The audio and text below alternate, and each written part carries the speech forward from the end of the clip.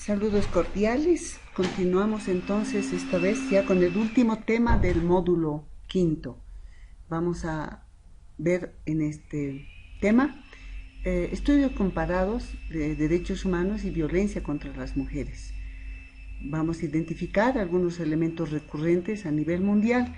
Esto nos es útil porque encontramos que la violencia es generalizada a nivel global, pero las dimensiones adquieren particularidades diferenciadas en el caso de los países, sobre todo en nuestro país, si nos referimos a violencia sexual, pornografía y violencia contra las mujeres.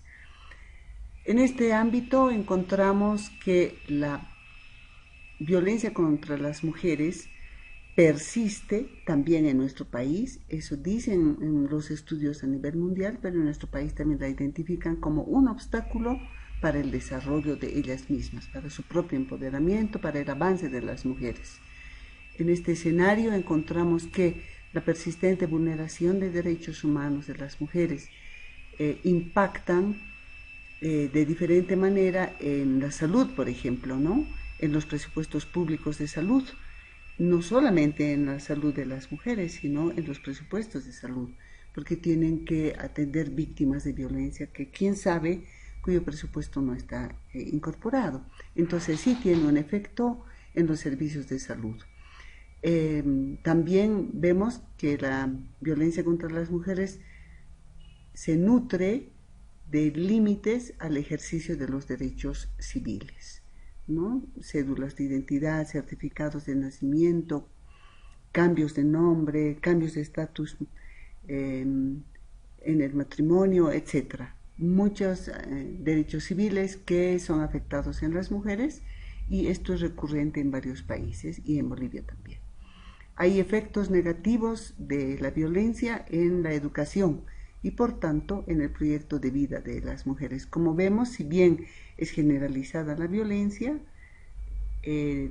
los niveles de instrucción pueden ser un factor que ayude a superar y a salir del ciclo de violencia, ¿no? A mayor educación puede superar la posibilidad de que la mujer se empodere y salga de la violencia, ¿no?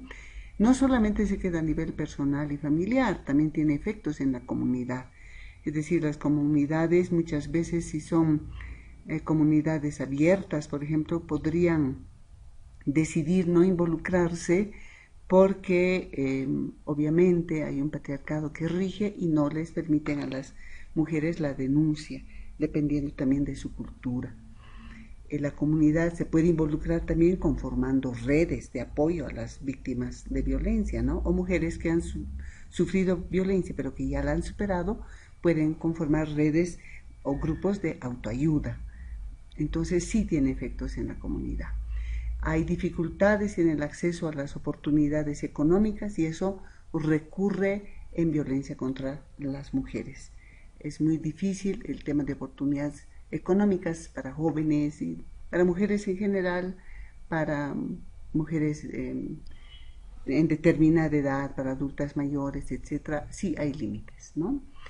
Y siguiendo con estos estudios comparados, la información que disponemos es que, por ejemplo, en América Latina, solo el 28% de los cargos públicos son ocupados por las mujeres. Es decir, esto se puede ver en toda nuestra región, cosa que podemos ver en nuestro país también, ¿no? Sobre todo en las esferas del nivel de decisión, es donde encontramos que todavía hay retos que alcanzar. A nivel mundial, un estudio de la Organización Mundial de la Salud, por ejemplo, nos muestra las mujeres que han vivido violencia a lo largo de su vida. Las hallamos en países denominados desarrollados, en países del África, América, en el Pacífico Occidental, en el sudeste asiático, etc. Encontramos, por ejemplo, que la violencia física o sexual por parte de la pareja se da igual en países de América como en países desarrollados. En Europa también se presenta. en África es muy elevado. Y la violencia sexual por otra persona, física o sexual, está también presente básicamente en todo el mundo, en todos los conglomerados de países, y puede ir en aumento. Por ejemplo, África, eh, América tienen porcentajes muy altos, ¿no? Como vamos a poder ver, pero enseñar, digamos que en África casi 12% de las mujeres que han vivido violencia sexual corresponde a otra persona, aunque también la pareja, por la misma pareja, el porcentaje en África y América es alto, ¿no? 36% en África y poco más del 29% en América. Es decir, la violencia física sexual, a veces sexual, recurre con perversidad sobre las mujeres, tanto por parte de su propia pareja como también por parte de otra persona. Es decir, se debe a factores profundos de discriminación que cosifican el cuerpo de las mujeres, ¿no? Esto justifica, por ejemplo, que las violaciones, la violencia sexual, todavía constituye un arma de guerra en todo el planeta, ¿no? Se viola como una manera de quitar el poder y se viola principalmente a mujeres, niñas, niños y adolescentes. Cifras como indica la OMS en un informe, es que el 38% de los asesinatos de mujeres en el mundo se debe a la violencia ejercida por sus parejas o exparejas, y no es por una situación de guerra. Es bastante, imagínense, casi llegando al 40%. Un tercio de las mujeres de todo el mundo ha sufrido en algún momento de su vida una forma de violencia, sobre todo física, sexual, a manos de su propia pareja. A nivel global y regional, la trata de personas tiene como el centro de sus víctimas principales a mujeres y niñas, siendo el fin principal el de la explotación sexual. Si vemos, hay una relación muy horizontal entre lo que vemos como violencia generalizada, violencia sexual y explotación sexual, van en la misma línea, están concatenadas. En el caso de Sudamérica, al año 2016, el 51% de las víctimas de trata de personas y tráfico de mujeres son mujeres. El 31 son niñas, 51 son mujeres y el 31 son niñas, es decir, 82% de las víctimas pertenecen al sexo femenino. Y de ese porcentaje, el 58% eran traficadas con fines de explotación sexual. Es decir, cuando hablamos de tráfico, se ha cruzado una frontera. Han sido sacadas y viven explotación sexual. La misma información comparada, tanto de la OMS como de otras fuentes también, enseña que la desigualdad en la vigencia y acceso al goce y ejercicio de derechos redunda en la vulneración de derechos de las mujeres, como por ejemplo la violencia, y según estudios realizados por organismos de sociedad civil e instancias internacionales de Naciones Unidas, entre otras, constituye la principal barrera para que las mujeres puedan acceder a la igualdad de facto. O sea, podemos tener una igualdad de jure, pero de facto hay mucho todavía por avanzar. En el país, pese a que tenemos importantes avances normativos, la violencia continúa siendo un tema endémico y no vemos cambios cualitativos, sustantivos en la reducción de las brechas de violencia. La información relativa a 89 países muestra que hay 4.4 millones más de mujeres que viven en la extrema pobreza en comparación con los hombres. Es decir, la pobreza todavía tiene rostro de mujer y de mujer indígena fundamentalmente. Gran parte de esta desigualdad se explica debido a la carga desproporcionada del trabajo doméstico no remunerado que enfrentan las mujeres, especialmente durante sus años reproductivos y sobre todo en los estratos de escasos niveles de educación, de pobreza media incluso, ¿no?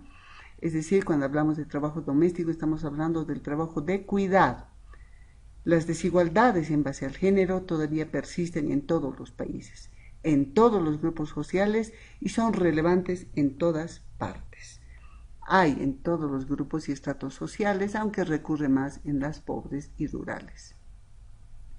Todas las dimensiones de la violencia y la marginación están profundamente entrelazadas y esto afirma, por ejemplo, el UNFPA, dice: una niña que nace en un hogar pobre y es forzada a casarse a una edad temprana, por ejemplo, tiene más probabilidades de abandonar la escuela, dar a luz demasiado joven, padecer complicaciones durante el parto y sufrir violencia doméstica que una niña de un hogar de mayores ingresos. Estamos entonces hablando de la relación, de la vinculación con la pobreza.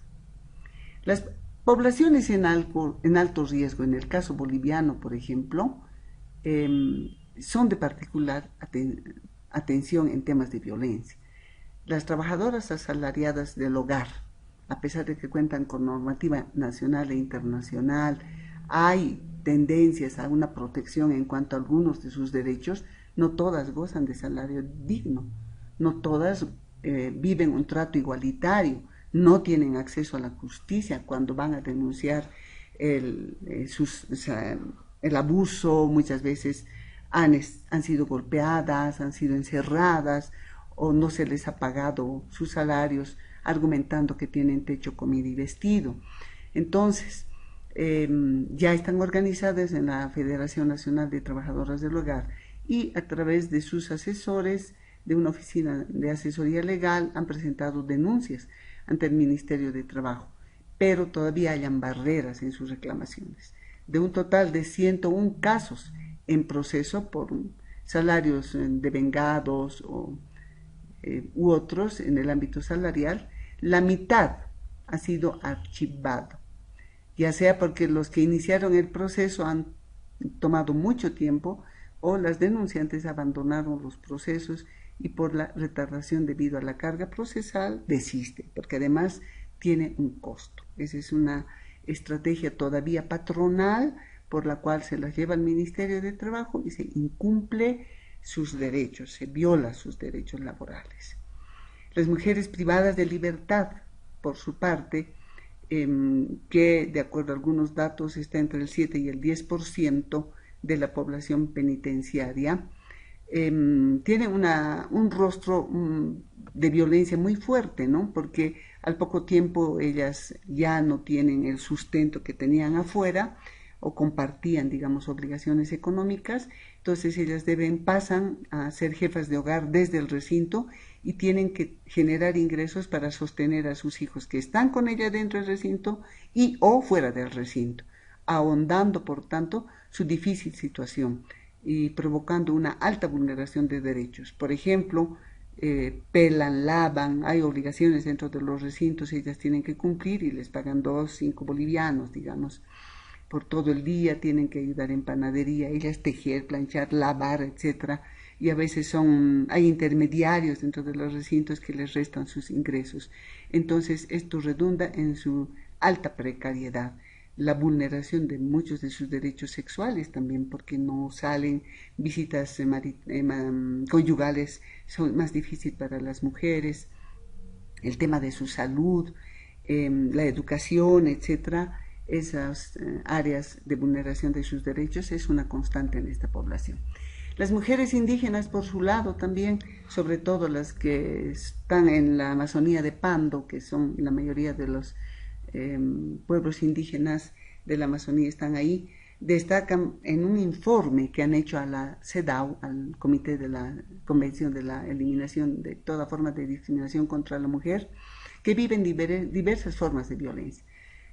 Por ejemplo, no propiedad de sus tierras, violencia intrafamiliar, exclusión en la toma de decisiones, datos oficiales que se divulgan pero que no las han ni consultado ni las han incluido, falta de políticas públicas específicas para ellas en ámbito de mujeres amazónicas.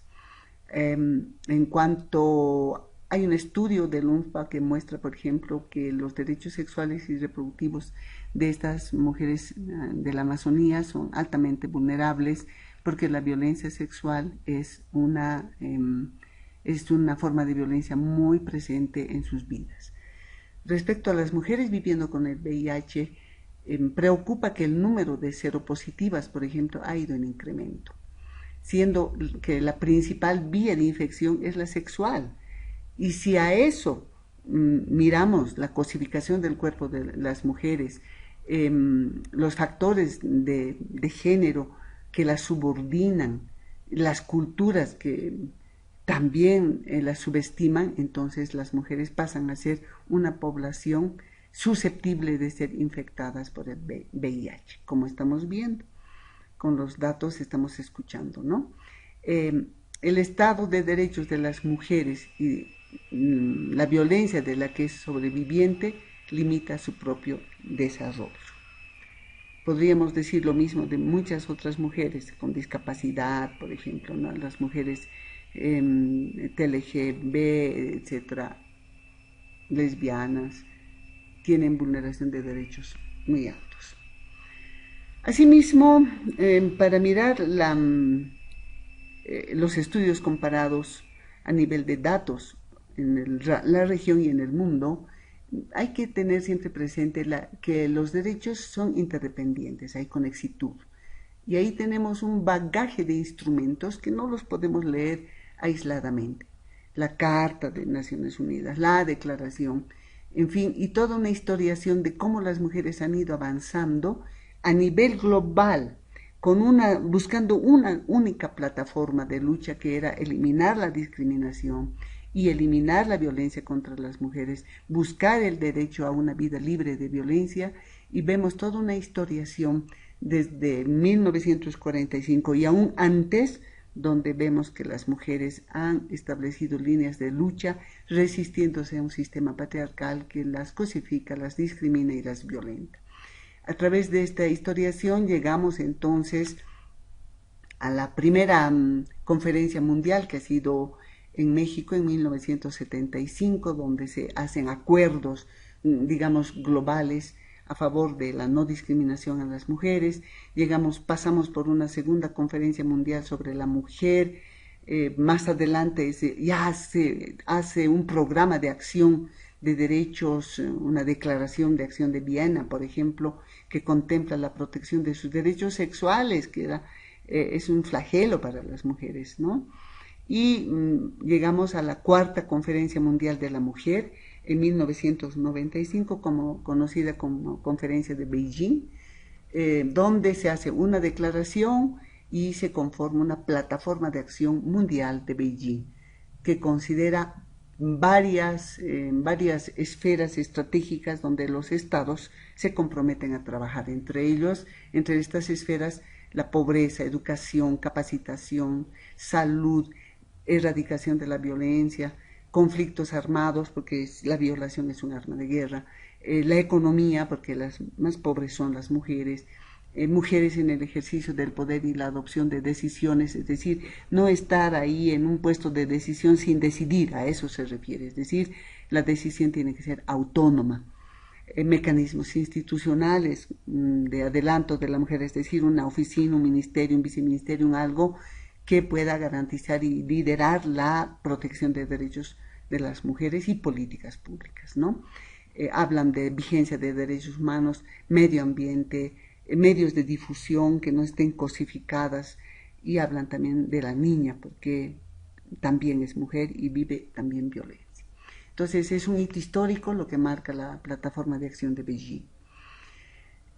Hablando de los derechos y libertades básicas, entonces, hemos visto que derechos y violencia son parte de una misma moneda, y ahí encontramos que entre estos derechos y libertades básicas se busca el derecho a una vida libre de violencia, el acceso a condiciones de empleo, pero un empleo digno, con salario digno y justo, protección en igualdad de condiciones, derecho a la vida, ahí entraría, por ejemplo, no al feminicidio, derecho a la salud física y mental, o sea, no a la violencia psicológica, ¿no ven? Derecho a no ser sometido a torturas, trato cruel, humillante, degradante, insultos, amenazas, etc. Derecho a un parto seguro, es decir, a tomar decisiones sobre cómo, cuántos hijos quiere tener, cómo va a ser su posición a la hora del parto, son cosas que inciden en la violencia contra las mujeres. El salario, empleos dignos, igualdad ante la ley, etc. Y esto, o sea, por ejemplo, es una fuente de las recomendaciones que los estados, que la CEDAW, que el comité de la CEDAW hace a los estados, más bien, ¿no? Trabajar en este tema. Asimismo, a nivel de políticas públicas, por ejemplo, en la región, la OMS ha hecho un estudio en 12 países, entre ellos está Bolivia, donde ha visto, bueno, cuánto se ha avanzado en políticas públicas. Hay un compromiso en Beijing, en Viena, en el Cairo, pero cuánto se ha avanzado. Y ahí tenemos que algunos países han realizado encuestas demográficas de salud. Ya han hecho estudios, encuestas sobre salud sexual y reproductiva. Se han elaborado indicadores estandarizados con el fin de hacer frente a la violencia contra las mujeres y generar datos comparativos para intercambio de buenas prácticas, por ejemplo, ¿no? Han estado varios países de Sudamérica, como Perú, Paraguay, obviamente Bolivia y Centroamérica están entre los países que han dado estos saltos y con los cuales podemos intercambiar información. Respecto a resultados cualitativos, la violencia por la pareja íntima es muy recurrente a nivel regional y está generalizada, aunque la prevalencia varía según en el entorno, ¿no? Una mujer educada, con altos niveles de educación, versus una mujer que no ha alcanzado niveles de educación y está lejos del acceso a la información, puede que sufra menos violencia íntima, pero igual las educadas, como hemos señalado, también pueden recibir violencia de su pareja íntima.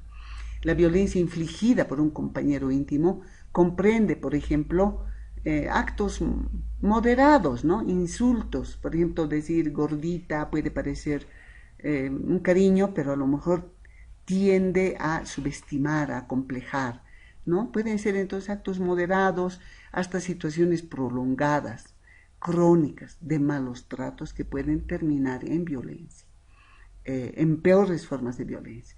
En este punto, por ejemplo, ya pueden aparecer puñetazos, a veces puntapiés, amenazas con arma, lapos, golpizas, relaciones sexuales forzadas, etc. Es decir, ya son manifestaciones de posesión del cuerpo de la mujer como si fuera cosa. El maltrato emocional y los comportamientos controladores también están generalizados en estos 12 países. Nos damos cuenta, hay un común denominador y se encuentran estrechamente ligados con la violencia física, o sea, humillaciones, intimidaciones, aislar a la mujer de todo su entorno afectivo, todo, familia, amigos, amistades, etc. Control de su tiempo, control de su dinero, es decir, y la celotipia es un factor común. Eso se ve en los resultados de este estudio, ¿ya? Los factores sociodemográficos asociados con la violencia de parte del compañero íntimo varían según el país, porque la cultura juega un rol importante, por eso básicamente es la variación y también cómo se insertan al mercado global, ¿no? Muchas están separadas, por ejemplo, y divorciadas, que puede ser un detonante para que viva violencia, a menos que se haya empoderado. Cuentan con antecedentes también de malos tratos. Algunas que vienen del divorcio, que vienen de la separación, han llegado a esa situación por la violencia que vivían anteriormente. No solo de la pareja, sino de la familia. O sea, hay una repitencia, ¿no? Vivió en la familia y lo repite en su nueva relación. La violencia de parte de un compañero íntimo no siempre es más alta entre las menos ricas o menos instruidas. Se puede dar, como dijimos antes, en cualquier estrato socioeconómico.